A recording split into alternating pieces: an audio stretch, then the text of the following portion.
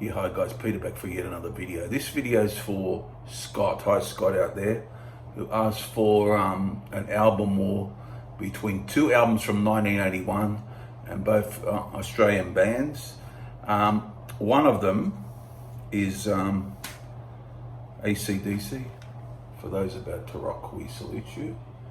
And the other, I was familiar with years ago, but I haven't got a copy at the moment. The Angels, the Australian band Night Attack from 1981 also. That's got 9 tracks. This has got 10. So I remember the Angels one quite well from years ago, and actually I haven't played that in ages, so I just went through. I recognise a lot of the songs, and I played it just to refresh on it, because I'm always got AC/DC in rotation. I don't really have to play them much, but the Angels, I haven't played that for a while, so I gave that a play. I remember it from years ago. So we'll just talk about those two albums, and I'll tell you what I think. Okay, of course the AC/DC album, we got Brian Johnson, Angus and Malcolm Young, Cliff Williams and Phil Rudd. The second album with Brian. I love this album. It's not my favorite AC/DC album, but it's on the borderline of my top 5. Could be 7, around there. But we'll just go through it. For those about to rock, we salute you. We salute you. Well, that's a killer track. That is, I know it's played a lot at every show they do it, but it's still a killer song. Always love that one. Maybe not my favorite on the album these days, but I still like it.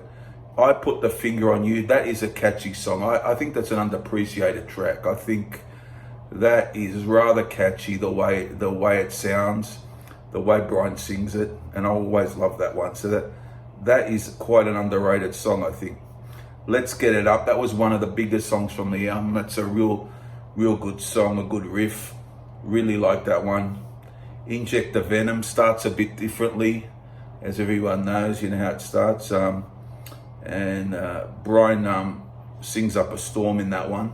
Love that. Snowballed is one of my favorite deep cuts of AC/DC.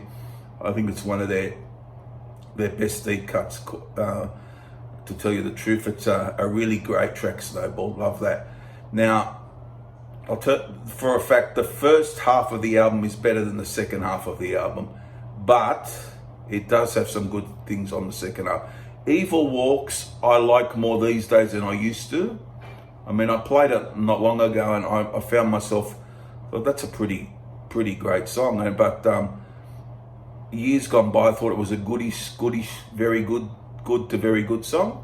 COD is decent, has lost a little bit for me, but still good. Breaking the Rules, like that one a lot. Night of the Long Knives,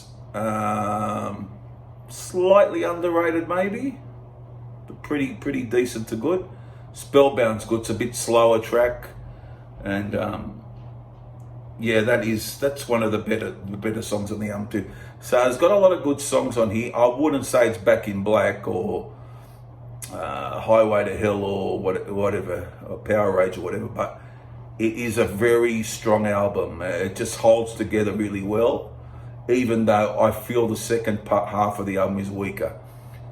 Now we go to the Angels. 1981 starts off with Long Night, a very good rocker. You got Doc Neeson here, a great frontman, really good vocalist, and full of energy, but a good rocker. But the second song is even better, Running Wild. Love that, very fast paced. They do a great job on it. You got the Brewster brothers here in the Angels, John and Rick, and you got Chris Bailey. I think he's passed away also, as well as Doc, unfortunately, and Brent Eccles on the drums. But a very good song, that second one, Running Wild. Always like that. Fashion and Fame was a big song from this album, a very catchy song. It has slow parts and fast and quicker parts. Really good song. City Out of Control, that is a bit lengthier, but a very good, I guess you could say, a very good deep cut. Really good stuff. Night Attack was one of the bigger songs from the album. Vintage Doc, love it, good rocker.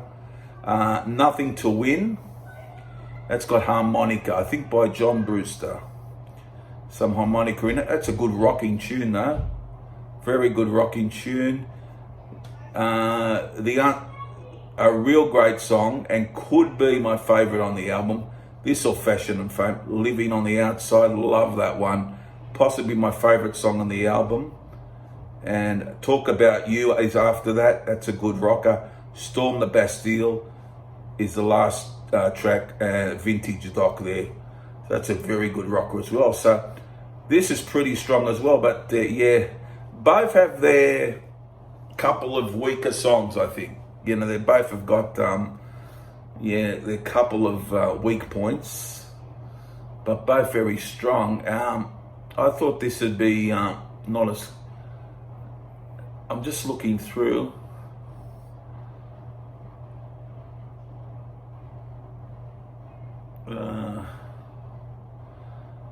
Look, I might just slightly favour AC/DC. I don't know, it's just the front half of the album. It's a very good side, that first side of the AC/DC album. If you're talking vinyl, the first 5 songs, it's a very strong side.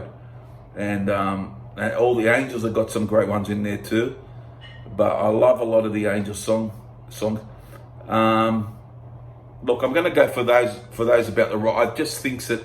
I think it just slightly hangs together a little bit better than Night Attack by the Angels. But no, I'm not dissing Night Attack. I think it's a very good Angels album. Might not be their best for me, but I really like a lot of the tracks on the Angels one. But I'm going to give it to For Those About to Rock. There you go, Scott. Hope you enjoyed it. I don't know if you agree or disagree. I reckon the Angels album is really excellent. Those great tracks, you know, it's got Fashion and Fame, Living on the Outside, you know, City Out of Control, Storm the Bastille, really good ones there. But I just think I'll just give it to AC. Just a slightly more consistent is the only way. The reason I reckon just slightly more consistent.